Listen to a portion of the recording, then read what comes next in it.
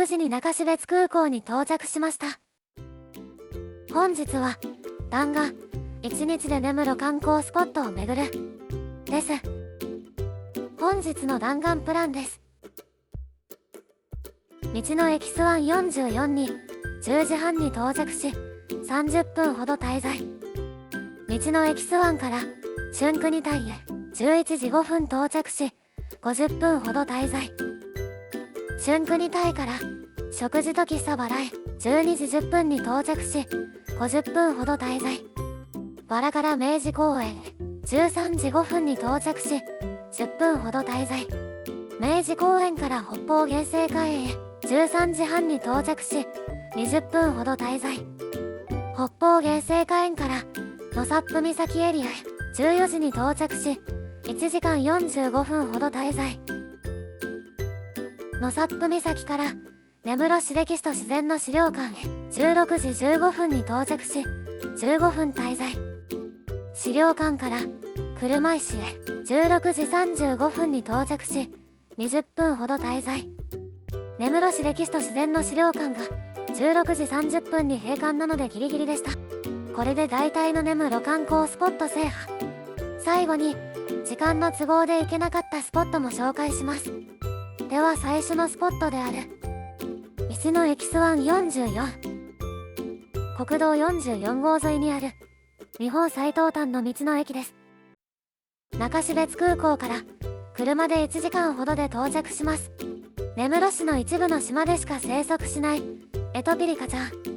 ゴールデンカムイでも出てきたので見たかったのですが絶滅危惧種ということで見ることは難しそうです。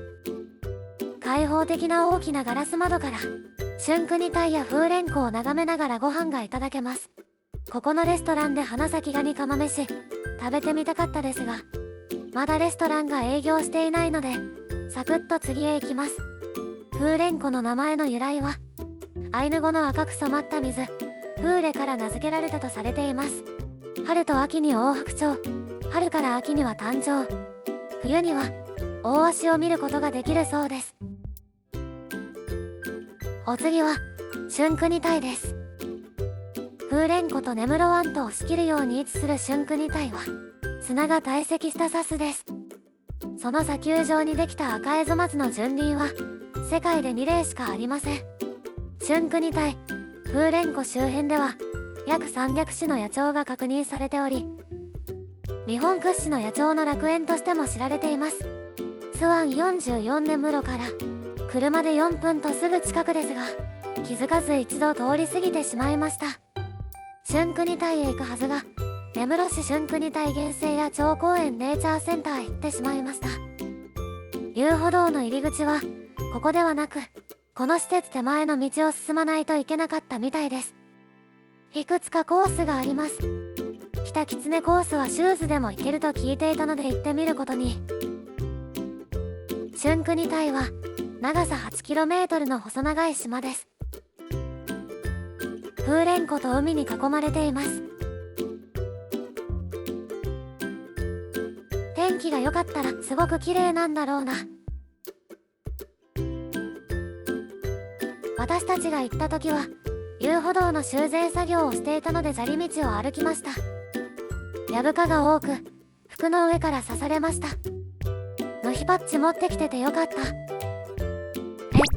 ここにもヒグマが出るの。人が少ないので怖いですね。綺麗ですね。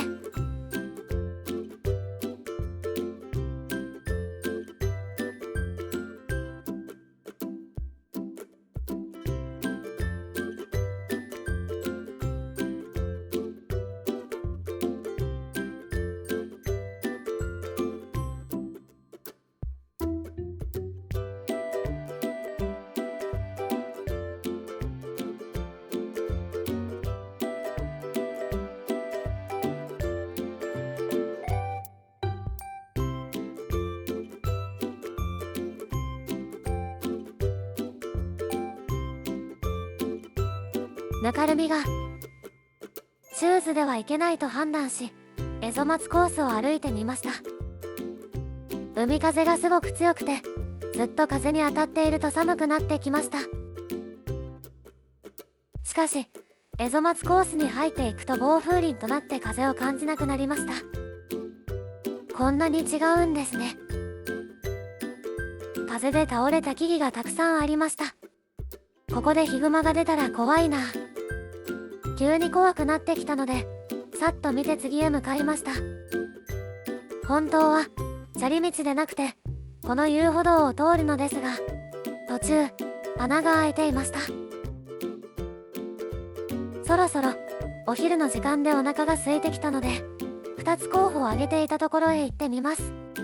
根室花丸本店とエスカロップというローカルグルメが食べられる食事と喫茶バラです。北海道で人気上位に入る根室花丸本店。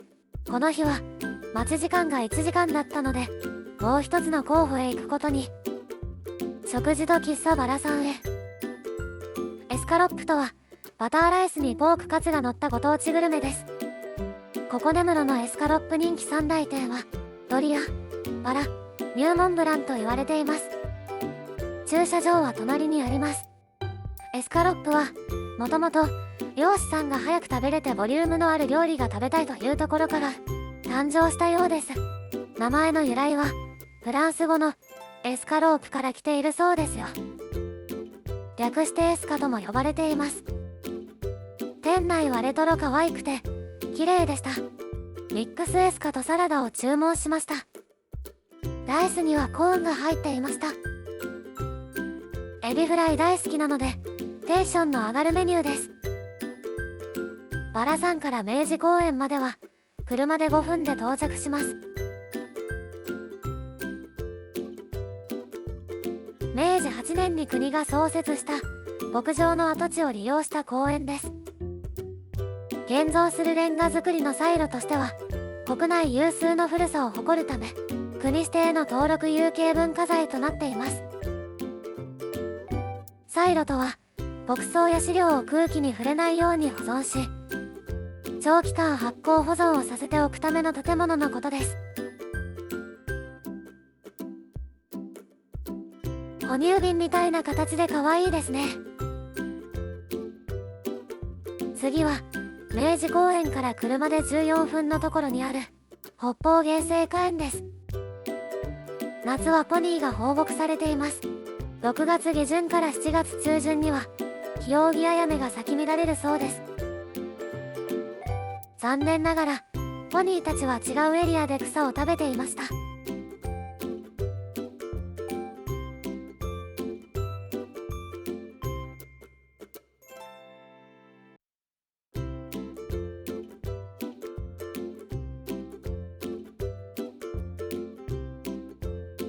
にしても臭い。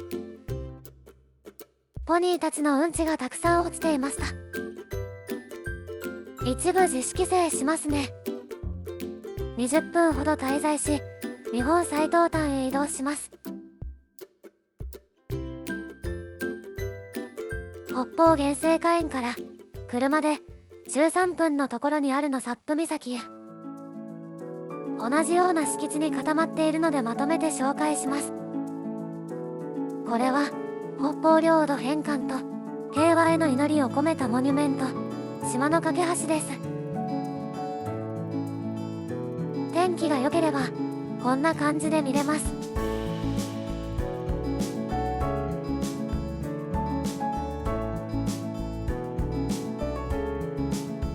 このエリアにはトイレや土産物店、飲食店があります。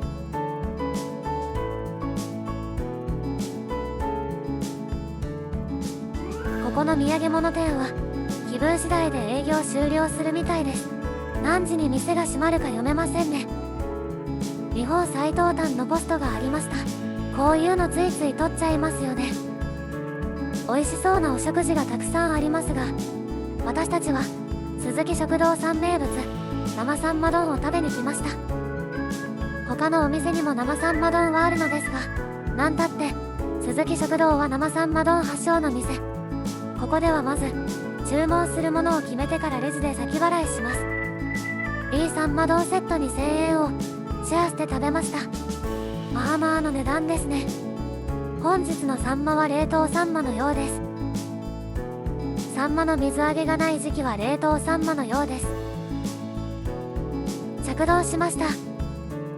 私はほぼ何でも生で食べることが昔からあまりないので、ここのサンマも食べられるか心配してました。生のサンマを生姜と醤油などの調味料で漬けにした美味しいサンマでした。よく臭み消しで生姜を使いすぎていたり味が濃かったりするお店があるのですが、ここはサンマの味を残したままちょうどいい味付けの美味しいサンマをいただけました。また食べたいな。